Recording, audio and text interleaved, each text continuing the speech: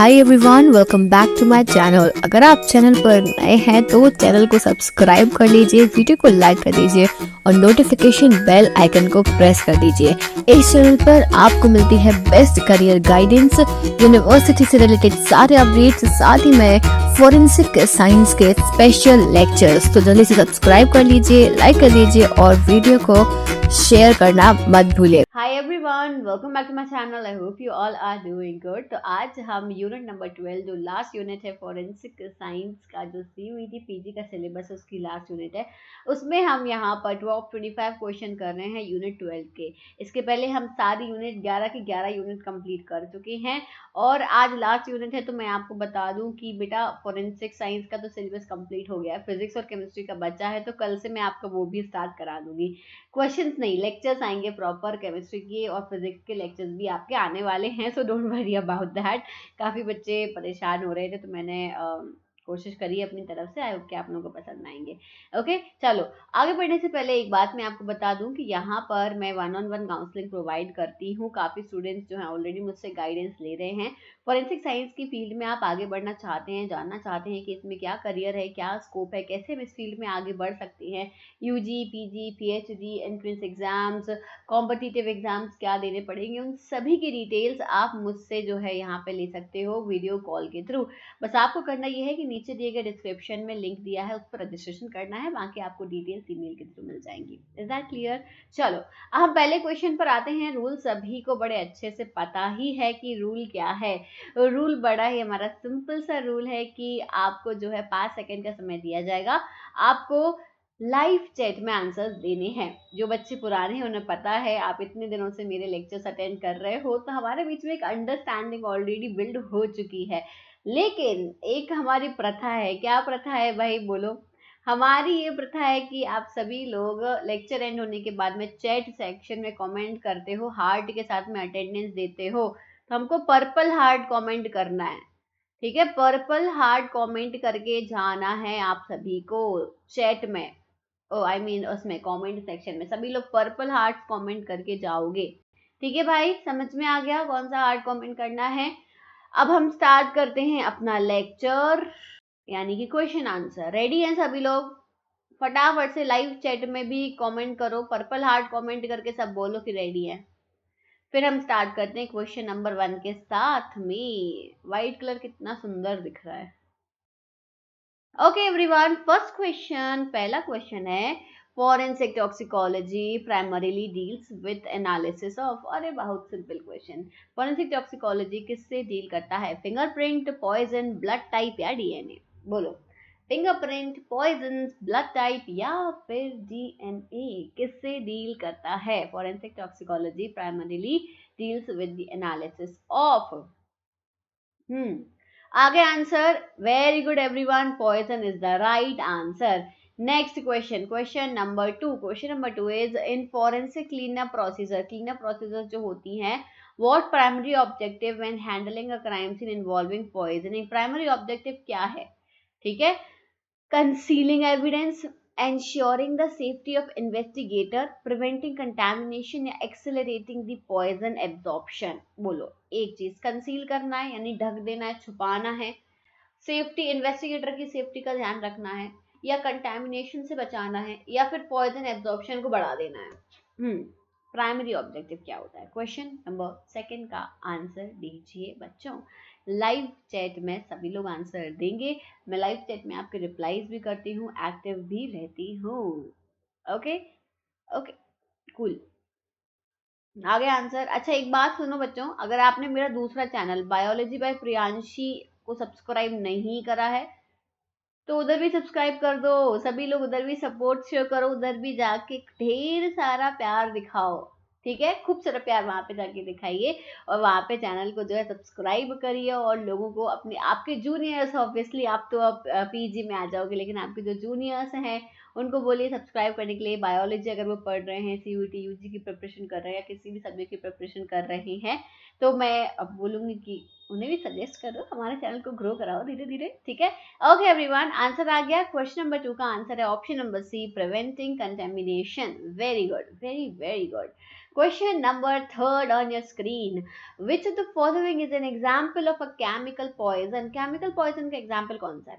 Snake venom, cyanide, bee sting या mushroom toxin? Nice question. Simple question at the same time nice question. Chemical poison पूछा है. मैंने आपको poison के classifications पढ़ाए थे. एनिमल पॉइजन हमने पढ़ा था, vegetable poison, plant poison, same ही चीज़ है, प्लांट और वेजिटेबल पॉइजन पढ़े थे हमने. जो है मेटालिक पॉइजन पढ़े थे हमने. बहुत सारे अलग अलग टाइप के हमने पॉइजन पढ़े थे. तो ये बोल रहे केमिकल पॉइजन कौन सा होगा? बताइए आंसर. ए, बी, सी और डी. दे दिया आंसर. ठीक है, वेरी गुड. देखो स्नेक वेनम ऑब्वियसली कौन सा पॉइजन है? Animal poison. बी स्टिंग भी animal poison. Mushroom toxin plant poison. बचा कौन सा? Cyanide. B option is the right answer. Next question. Question number 4.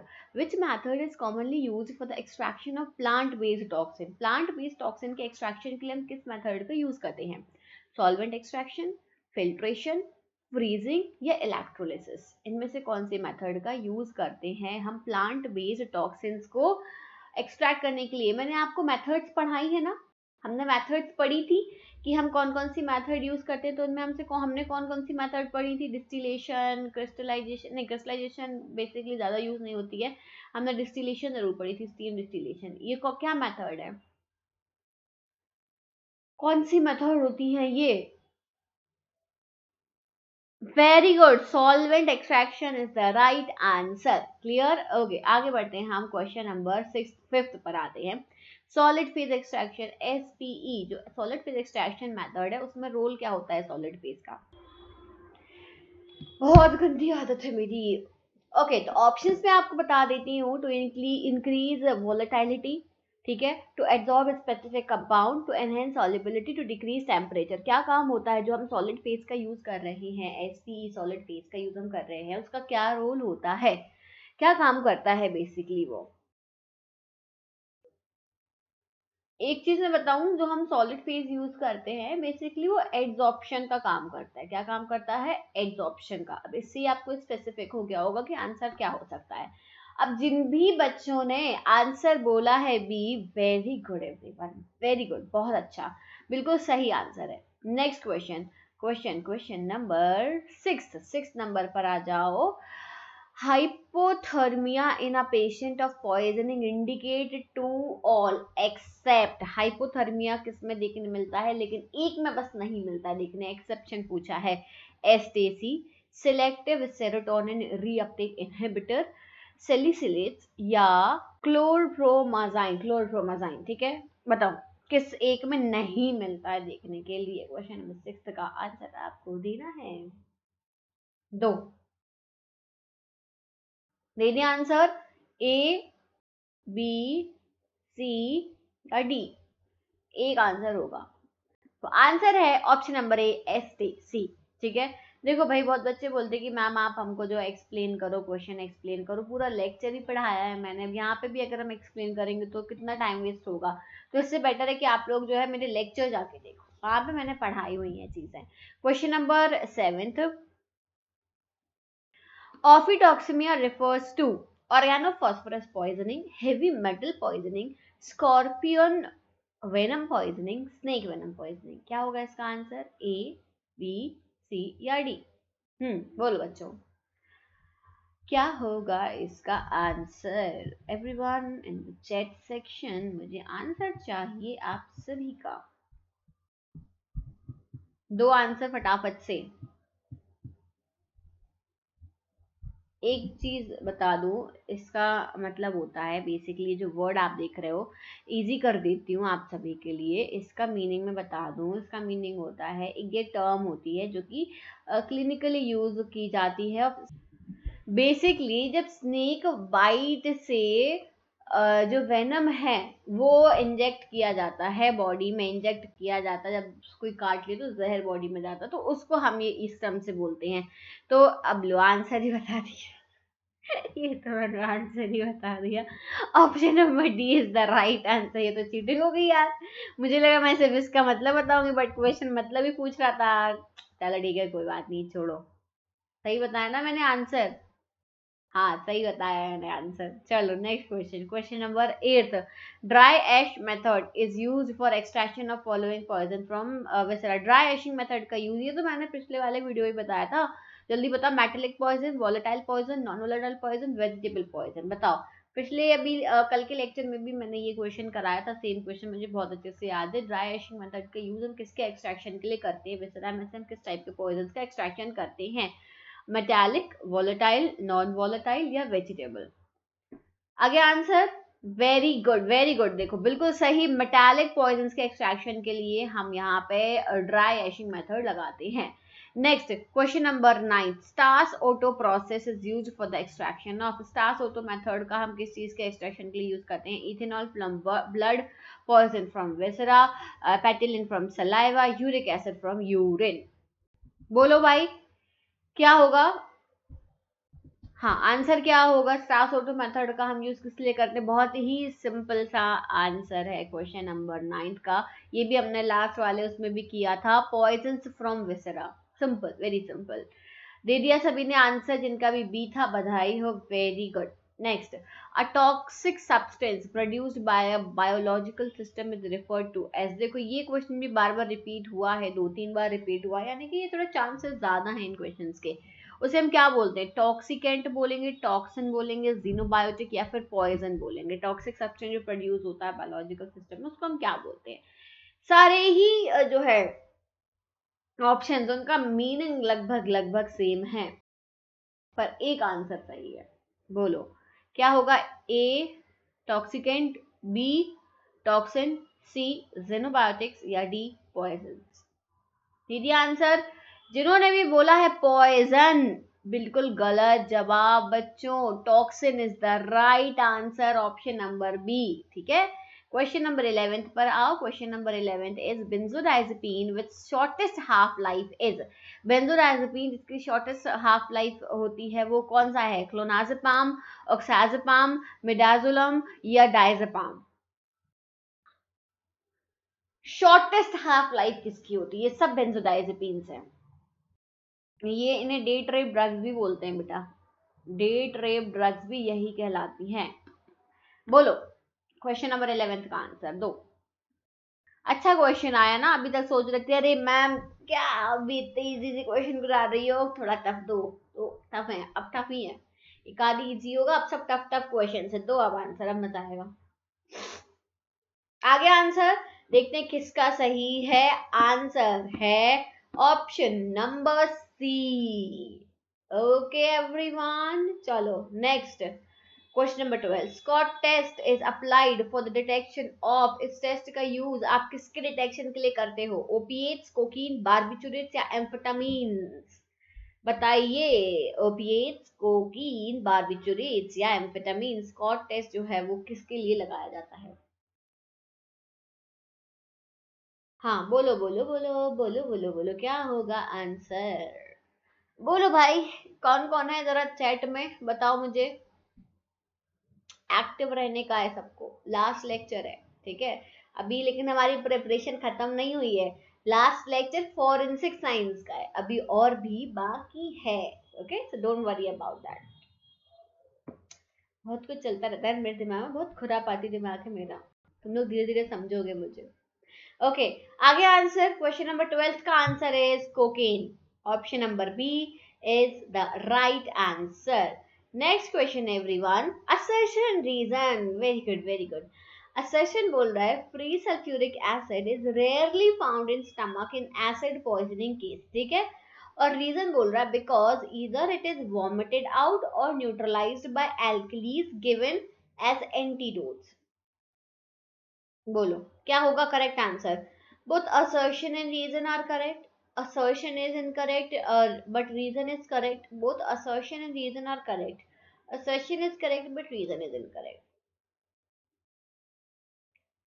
बोलो भाई क्या होगा आंसर? पानी पी लेते हैं, आंसर दो जब तक तुम लोग।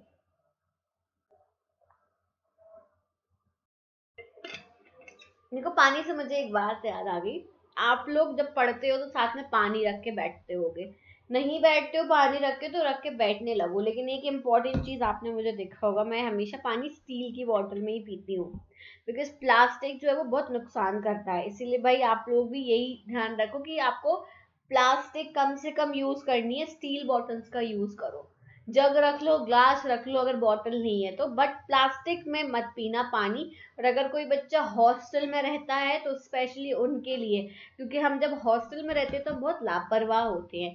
मिल गई बॉटल तो मिल गई। कई बार तो पता चले हम जो बिस्लरी वगैरह बाजार से खरीद के लाए वो ये महीनों से यूज कर रहे हैं। भैया मत यूज करा करो, बहुत ज्यादा नुकसान का है।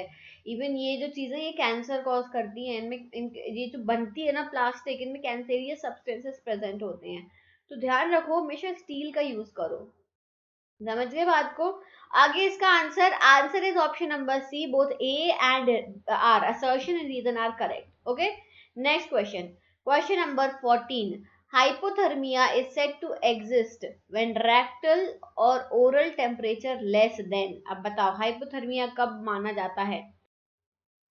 35 degree celsius, 30 degree celsius, 20 degree celsius या 25 डिग्री सेल्सियस? दो इसका आंसर।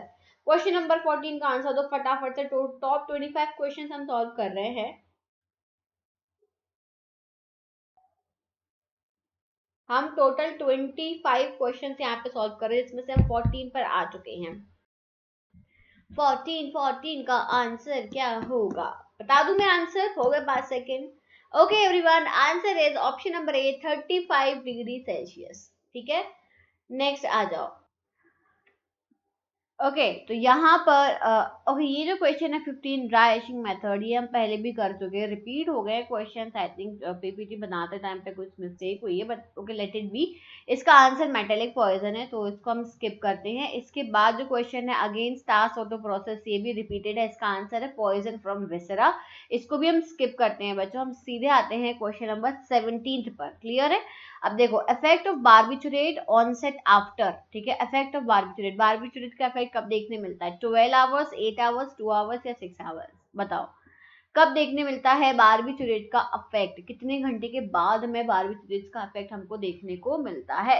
17 क्वेश्चन का आंसर देना है, ए, बी, सी या फिर डी। क्या होगा इसका करेक्ट आंसर? बोलो। आंसर दे दिया सभी ने, very good everyone. Question number 17 का करेक्ट आंसर है 2 आवर्स, 2 घंटे के अंदर असर दिखने लगता है। Okay, next question, question number 17। A toxic substance produced by biological system is referred to as. क्या बोलते हैं जो, अरे यार ये भी रिपीटेड है यार, इस पीपीटी में ना बहुत सारे मिस्टेक्स हुए हैं। अब ठीक है, अब कोई बात नहीं, छोड़ो इस क्वेश्चन को भी। मैं आपको जो है यहाँ पे एक्स्ट्रा क्वेश्चंस प्रोवाइड करा दूंगी, एक काम करूंगी मैं कम्युनिटी पेज पे। ठीक है एवरीवन, अब जब तक आपको एग्जाम नहीं होता है, फोकस ऑन कम्युनिटी पेज। मैं कम्युनिटी पेज पे भी आपको डेली के क्वेश्चंस अपलोड कर दूंगी, तो वो आप लोग वहां पे आंसर्स दिया करो, एक्टिव रहा करो। ठीक है, अब देखो question number 19। The active component of cannabis responsible for its hallucinogenic properties are the tetracannabinols. Which of the following form of cannabis has highest concentration of THC? THC सबसे ज्यादा किस में प्रेजेंट होता है?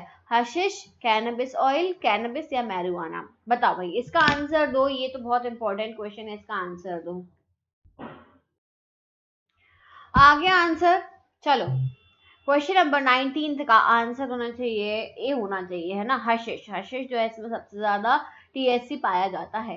Question number 20 everyone. Benzodiazepine act on CNS through the following mechanism. Benzodiazepine CNS पे act कैसे करते हैं? Increasing catecholamines, increasing serotonin, increasing the activities of GABA, decreasing the activity of GABA. क्या करती है बेसिकली बेंजोडायजेपिन सीएनएस जब affect करती है तो क्या मैकेनिज्म शो करती हैं? क्या वो कैटकोलामीन्स को इंक्रीज कर देती हैं, सेरोटोनिन को बढ़ा देती हैं, गाबा रिसेप्टर जो उसकी एक्टिविटी को बढ़ाती हैं, या फिर डिक्रीज करती हैं? ये पूछा है। बेंजोडायजेपिन्स क्या है? बेंजोडायजेपिन मैंने आपको बताया कि बेसिकली डेट रेप ड्रग्स है। ठीक है, डेट रेप ड्रग्स होती हैं ये, जहाँ पे आप जो है ड्राउजीनेस फील करते हो, नींद आने लगती है, आप जो है अपने सेंसेस में नहीं रहते हो। इन ड्रग्स का ये काम रहता है। तो बेसिकली इसका आंसर होना चाहिए सी, इंक्रीजिंग द एक्टिविटी ऑफ गाबा। ठीक है, 20 क्वेश्चन का answer. Next, most common target organ of toxicity is, toxicity का सबसे टारगेट ऑर्गन क्या है? Heart, lungs, CNS, skin. ये तो बहुत सिंपल है, सिंपलेस्ट आंसर, सिंपलेस्ट आंसर। जब भी कोई पॉइजन लेते हैं या किसी को पॉइजन दिया जाता है या कोई ड्रग दी जाती है, वो कहाँ जाके काम करती है? ब्रेन पे, ब्रेन और स्पाइनल कॉर्ड। तो आंसर क्या होगा? CNS, central nervous system. Clear है? Next question, question number 22, father of forensic toxicology. Forensic toxicology का फादर कौन है? ये बहुत इंपॉर्टेंट है, वेरी इंपॉर्टेंट बच्चों, बहुत इंपॉर्टेंट क्वेश्चन है। Karl Landsteiner, Edmond Locard, Calvin Goddard या Mathieu Joseph Bonaventure Orfila? बोलो बेटा, बताओ बताओ बताओ, जल्दी बताओ, क्या है, कौन है, किसने क्या क्या है? किसने क्या किया है, मेरा मतलब फॉरेंसिक टॉक्सिकोलॉजी का बताओ कि फॉरेंसिक टॉक्सिकोलॉजी का जो है फादर कौन कहलाता है? आगे आंसर एवरीबॉडी। ओके चलो देखो मैं आपको बताऊं, कार्ल लैंडस्टीनर ने ब्लड ग्रुपिंग सिस्टम दिया था, सबका बता रही हूं मैं, ठीक है। एडमंड लोकार्ड जो थे, इन्होंने अपना प्रिंसिपल ऑफ एक्सचेंज दिया था, याद रखना, प्रिंसिपल ऑफ एक्सचेंज दिया था। कैल्विन गोडार्ड जो है ये father of ballistics, father of ballistics कहलाते हैं। तो आंसर क्या होगा? जितने भी डी बोला है बधाई है बच्चों, टॉक्सिकोलॉजी के जो फादर है वो है मैथ्यू जोसेफ बोनावेंचर और फेला। देखो मैं तुम लोग को बहुत इंपॉर्टेंट बात बताऊं, मैंने ना शॉर्ट्स चेक करना, ठीक है, शॉर्ट्स चेक करना, वहाँ शॉर्ट्स पे ना मैंने इंपॉर्टेंट फॉरेंसिक साइंस की जो पर्सनालिटीज होती हैं उन पे 1-1 मिनट के शॉर्ट्स बनाए, बहुत इंपॉर्टेंट है वो शॉर्ट्स। यूजुअली बच्चे देखते नहीं है, बोर हो जाते हैं, लेकिन वो इंपॉर्टेंट चीजें हैं, इनके बारे में स्टोरी भी मैंने बताई हुई है उसी 1 मिनट के शॉर्ट में, जाके चेक करो, चेक करो और फिर कमेंट सेक्शन में मुझे बताना कि आपने देखा या नहीं, समझ गए? बहुत इंपॉर्टेंट है वो। नेक्स्ट आओ बेटा 23 पे आ जाते हैं, which of the following snake is not included in big four. देखो बिग फोर यानी कि दुनिया के सबसे बड़े 4 स्नेक्स में कौन सा इंक्लूडेड नहीं है? Russell's viper, common cobra, saw scaled viper, worm snake. Big four नाम से 4 स्नेक हैं, बिग फोर में 4 स्नेक आते हैं, इनमें से कौन सा उसका पार्ट नहीं है, ये पूछा गया है, बोलो। क्वेश्चन नंबर 23 का आंसर देना है, क्वेश्चन नंबर 23 का आंसर क्या होएगा, क्या होएगा, बोलो। देखो कॉमन कोबरा तो सबसे बड़ा है ही, तो बी नहीं हो सकता, ठीक है। अब वाइपर 2 दिए हुए हैं, क्या ये वाइपर आते हैं बिग फोर में या नहीं आते हैं, बताओ। बिल्कुल आते हैं बिग फोर में, जो नहीं आता है वो option number D, bomb snake, ठीक है। नेक्स्ट बेटा question number 24, thanatology is the study of, thanatology किस चीज की स्टडी है? इंजरीज की, death with all its aspects, death from thermal burns या डेथ फ्रॉम थंडर। अच्छा क्वेश्चन है, राइट, इंपॉर्टेंट क्वेश्चन है। थेनेंटोलॉजी किसकी स्टडी कहलाती है, बोलो। Thanatology is the study of, बोलो किसकी स्टडी कहलाती है? क्वेश्चन नंबर 24 का आंसर आप सभी को देना है। आंसर आंसर देखो, डेथ, बात तो डेथ की है, थेनेंटोलॉजी यानी डेथ की बात हो रही है, इंजरीज की बात नहीं हो रही है थेनेंटोलॉजी, इतना तो मैंने बता दिया, तो ऑप्शन ए नहीं हो सकता, बी, सी या डी में से एक आंसर है, 2 आंसर। आंसर जब तक आ रहे हैं मैं आपको बता दूं, मुझे आपने इंस्टाग्राम पर फॉलो नहीं किया क्या? इंस्टाग्राम पर मुझे फॉलो कर लो, बढ़िया बढ़िया मैं रील्स डालती हूँ, बढ़िया बढ़िया जो है हम संडे को Q&A करते हैं, कम्युनिकेट करते हैं, इंटरेक्शन करते हैं, काफ़ी सारे लोग मुझसे कनेक्टेड हैं। अगर आप इंस्टाग्राम चलाते हो, ये नहीं कि अकाउंट बनाने बैठ गए हैं तो मुझे डांट पड़वाओ अपने पेरेंट्स से, अगर आपका अकाउंट है तो मुझे फॉलो करो, मैं बता दे रही हूँ, ID बता दे रही हूँ, jane.priyanshi21, ठीक है, ये है मेरी ID इंस्टाग्राम की, फॉलो कर लेना, ठीक है। आंसर आ गया, answer is death with all its aspect, B is the right answer. Clear? Last question आज का बच्चों, लास्ट क्वेश्चन में जाने से पहले दिल कमेंट करके जाना है, पर्पल हार्ट करना है आज कमेंट, पर्पल, कितने गंदे दिल बन रहे हैं आज मेरे, पता नहीं क्या ही हो गया, ये देखो, अच्छा दिल ही नहीं बन रहा है, तुम ही लोग कमेंट कर देना। चलो लास्ट क्वेश्चन, ट्रोमेटोलॉजी डील्स विद, अब ट्रोमेटोलॉजी का मतलब क्या होता है? Gun shot trauma, sharp instrument trauma, blunt force trauma या ऑल ऑफ दी अबव? क्या होगा? ए, बी, सी, डी? बोलो बच्चों बोलो, क्या होगा आंसर? ट्रोमेटोलॉजी का मतलब क्या होता है? ट्रोमा। ट्रोमेटोलॉजी यानी ट्रोमा। अब कौन सा ट्रोमा ये मुझे नहीं पता, दो आंसर। ट्रोमेटोलॉजी यानी ट्रोमा। जब तक मैं यहाँ दिल बना रही हूँ, तुम लोग कमेंट में आंसर करो।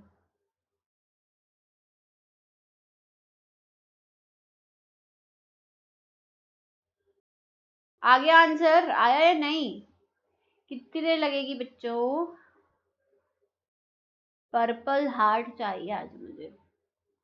कितने अच्छे बच्चे हैं। कुछ बच्चे मुझे रेगुलरली जो है मेरे वीडियोस पर कमेंट करते हैं। मैं रिप्लाईज भी करती हूँ ना। मैं रिप्लाईज, ऐसा नहीं है, मैं सबके रिप्लाईज करती हूँ। चलो भाई, आ गया आंसर। आंसर होना चाहिए नहीं, है ही आंसर। Option number D. किसी भी टाइप का ट्रॉमा हो, किसी भी टाइप की इंजरी हो, ट्रोमेटोलॉजी में ही आते हैं। All of the above. इतना ही था आंसर, इतने ही थे क्वेश्चंस। देखो बीच के जो क्वेश्चंस रिपीट हो गए थे ना, 2-3, तो ये मत सोचना कि मैंने जो है 25 तो कराए ही नहीं है, 2-3 क्वेश्चन तो रिपीट हो गए। मैंने बोला वो मैं क्वेश्चंस आपको कम्युनिटी पे डालूंगी। हम डेली बेसिस पे कम्युनिटी पेज पे क्वेश्चंस अपलोड करेंगे, ठीक है? वहां से आप सॉल्व करोगे। कल से ही स्टार्ट हो जाएंगे, कल से आपको क्वेश्चंस मिलने लगेंगे। क्लियर है बात? Okay, very good everyone. Subscribe करना मत भूलिएगा, और जो है वीडियो को लाइक करना और नोटिफिकेशन बेल आइकन को प्रेस कर लेना, क्योंकि यहाँ तक सिर्फ नहीं, जब तक आपका एडमिशन नहीं हो जाता कॉलेज में, तब तक मैं आपको आपका जो है सपोर्ट करूंगी, आपको गाइड करूंगी, प्रॉपर गाइडेंस दूंगी। और उसके बाद में भी आप फोरेंसिक साइंस तो पढ़ोगे ही, तो वहां पे भी आपको मेरे लेक्चर्स मिलते रहेंगे। Is that clear everyone? So thank you so much for watching this video. I will see you soon in the next video. Till then take care, bye bye.